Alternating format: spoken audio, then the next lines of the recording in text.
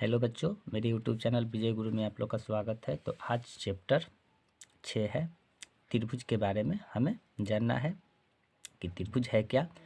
ये बेसिक रूप पहले हम जान लेते हैं कि त्रिभुज का बेसिक रूप होता है क्या, तब उसके हम पश्चात प्रश्नावली 6.1 में पहुँचेंगे। तो पहले हम बेसिक चीज़ें जान लेते हैं, तो शुरू से अंत तक बने रहें।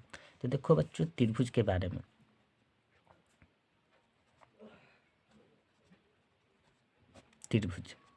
त्रिभुज है क्या।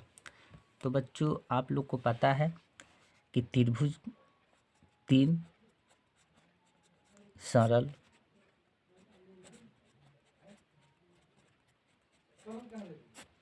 रेखाओं से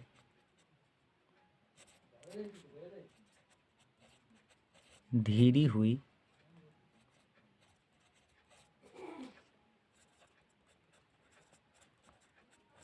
आकृति को त्रिभुज कहते हैं।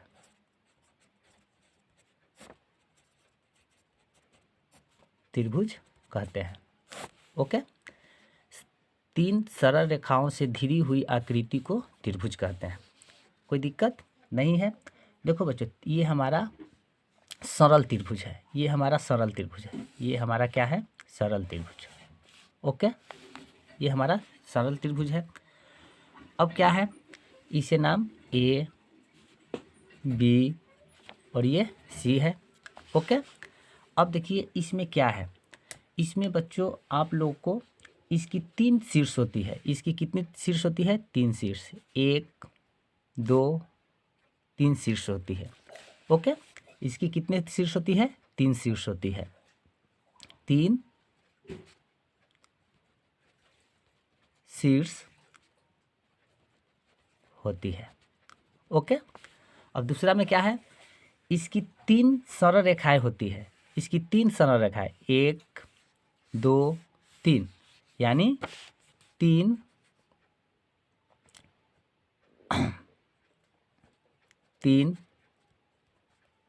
सरल रेखा होती है। ओके, अब क्या होती है? और 3 इसमें कोण होती है। इसमें कितने कोण? 1 2 और 3। 3 कोण भी होती है। तो लिखेंगे 3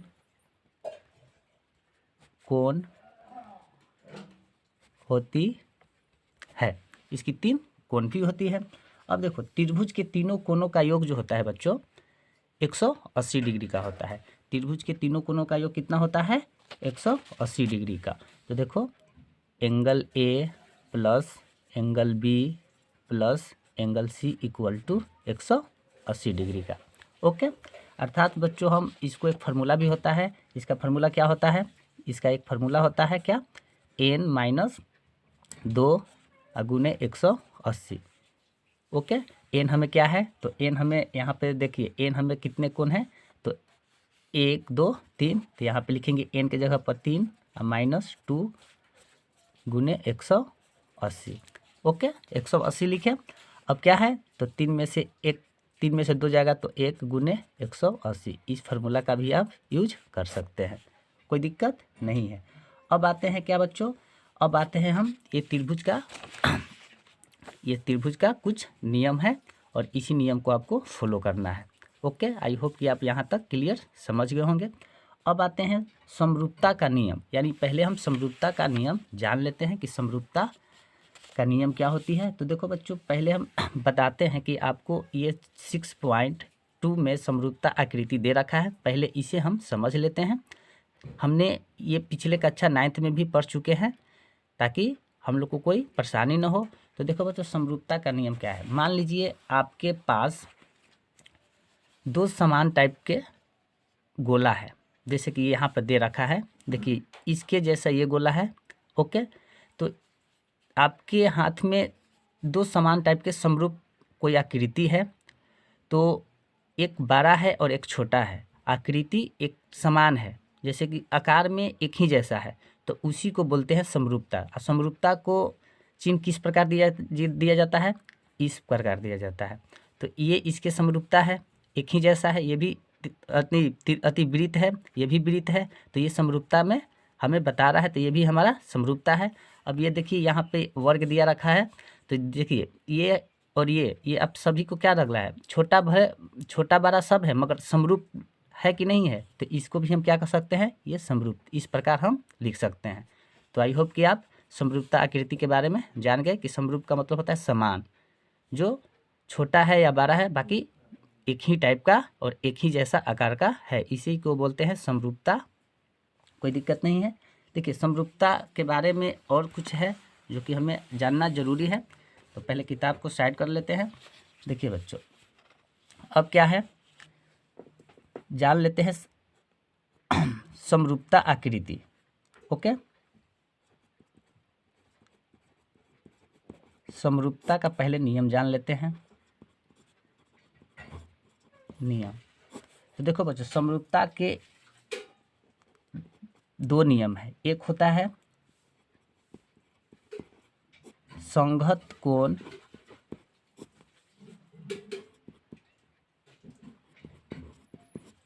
बराबर होना चाहिए। संघत कोण क्या होना चाहिए, बराबर होना चाहिए। और दूसरा है संघत भुजाओं का अनुपात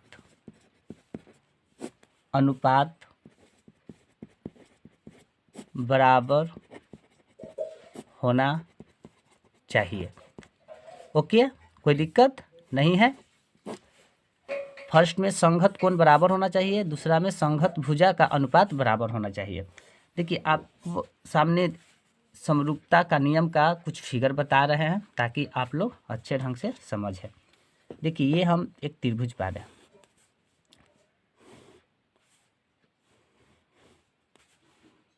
ये हमने एक त्रिभुज पा रहा, एक त्रिभुज और पा रहा, इसके जैसा ही, कोई दिक्कत नहीं है। इसे नाम देखा ए बी सी, इसे नाम रखा पी क्यू आर। ओके, अब देखिए इसका ए में है कोण 60 है डिग्री, ये कोण है 40 डिग्री, ये कोण है 80 डिग्री। ओके, इसमें है ये कोण है 40 डिग्री, ये कोण है 60 डिग्री और ये कोण है 80 डिग्री। ओके, इसके भुजाएं में दे रखा है, मान के चलिए लिख लेते हैं 2 3 4, और इसमें लिख लेते हैं 4 6 8। ये समरूप है। तो देखिए बच्चों, ई में संघत कोण बराबर, यानी कोण भी बराबर नजर आ रहा है और संघत भुजा का अनुपात भी हमें बराबर नजर आ रहा है। क्यों आ रहा है, देखिए 2 का 4, 3 का 6, 4 का 8, तो ये संघत भुजाएं हैं। हाँ, अंदर वाला संघत कोण बोला जाता है। तो ये समरूप आकृति है दो, और दोनों को समरूपता इस प्रकार हम व्याख्या करेंगे। देखिए एंगल ए जो है किसके बराबर है, तो एंगल ए जो है एंगल आर के बराबर है ना। इधर भी 60 है तो इधर भी क्या है 60 है, तो ये हमारा ये समरूप नज़र आ रहा है। अब देखिए एंगल बी किसके बराबर होगा, तो एंगल बी जो होगा एंगल पी के बराबर होगा। ये भी 40 है तो इसमें भी 40 डिग्री है, कोई दिक्कत नहीं है। अब देखिए एंगल सी जो है किसके बराबर होगा, तो एंगल सी किसके बराबर होगा, तो एंगल क्यू के बराबर होगा। एंगल क्यू के बराबर होगा, 80 डिग्री दोनों है। तो ये हमने संघत कोण बराबर दर्शा दिए। अब हमें संघत भुजाओं का अनुपात को दर्शाना है। तो देखिए ये सीधा सीधी पता चला है कि 2 का दोबरी क्या है 4 है, 3 का दोबरी क्या है 6 है, 4 का दोबरी क्या नज़र आ रहा है 8 आ रहा है। तो इस संघत भुजा का अनुपात हमें भी बराबर आ रहा है, तब पर भी अनुपात हमेशा बराबर के रूप में होता है बच्चों। तो इसे किस प्रकार लिखेंगे, अब ये तो हमारा संघत कोण बराबर को दर्शाए।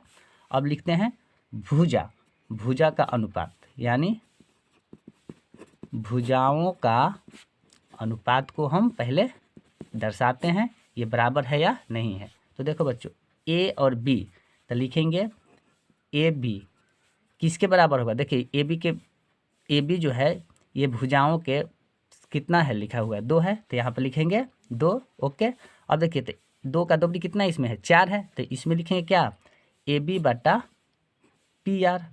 क्या लिखेंगे पी आर। तो ए बी कितना है 2 है और पी आर कितना है 4 है, तो 2 एक कम 2 और 2 दूना का 4 यानी 1/2 नज़र आ रहा है। अब देखिए बी सी, तो बी सी किसके बराबर होगा, यानी बी सी जो है हमारा पी क्यू के बराबर होगा, तो लिखेंगे बी सी बटा क्या लिखेंगे पी क्यू। तो बी सी क्या है 3 है और पी क्यू क्या है 6 है, 3 एक कम 3, 3 दूना का 6, ये भी हमारा क्या है 1/2 आया।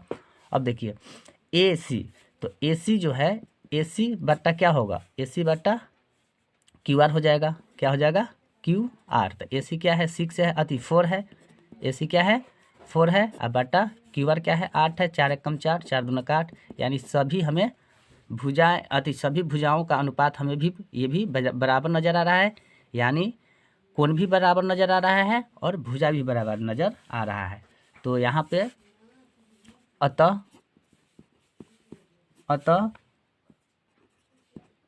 कोण व, यहाँ पर थोड़ा स्टेटमेंट अच्छा से दे देते हैं, अतः संगत कोण व संगत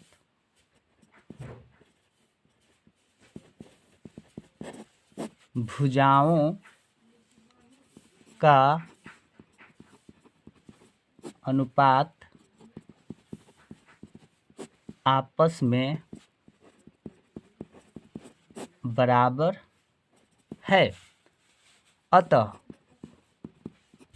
त्रिभुज ए बी सी समरूप किसका है त्रिभुज पी क्यू आर को। इतना आपको स्टेटमेंट दे देना है और आपको संगत कोण बराबर के बारे में और संगत भुजाओं का अनुपात बराबर है इसके बारे में हम जानकारी दे दिए। तो यही हमारा समरूप था, जो कि हमारा संगत कोण भी बराबर है और संगत भुजा भी बराबर है, और इतना आपको स्टेटमेंट दे देना है, कोई दिक्कत नहीं है। चलिए अब आते हैं एक्सरसाइज बच्चों 6.1 के बारे में जानते हैं। अब देखिए प्रश्नावली 6.1 का है। क्या लिखा गया है कि कोष्ठों में दिए शब्दों में से सही शब्दों का प्रयोग करते हुए रिक्त स्थानों को भरिए। यहाँ पर फर्स्ट है कि सभी वृत्त डैश होते हैं, क्या होते हैं सर्वगासम होते हैं या समरूप होते हैं। तो देखो सर्वगासम और समरूप का मतलब क्या होते हैं, तो पहले हम जान लेते हैं सर्वगासम क्या होता है, पहले इसके बारे में हम जान लेते हैं। देखिए सर्वगासम क्या होता है।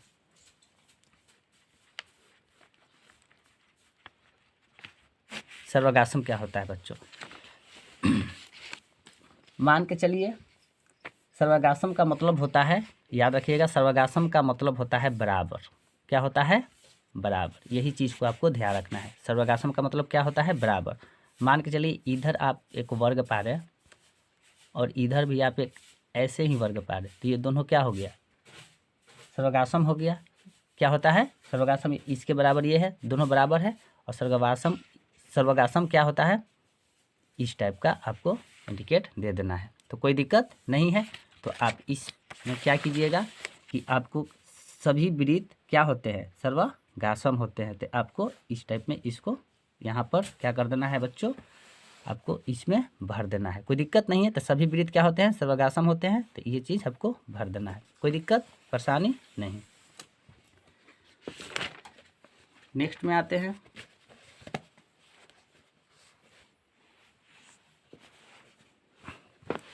नेक्स्ट क्या कह रहा है दूसरा क्वेश्चन, सभी वर्ग डैश होते हैं, क्या होते हैं सर्वगासम होते हैं या समरूप होते हैं।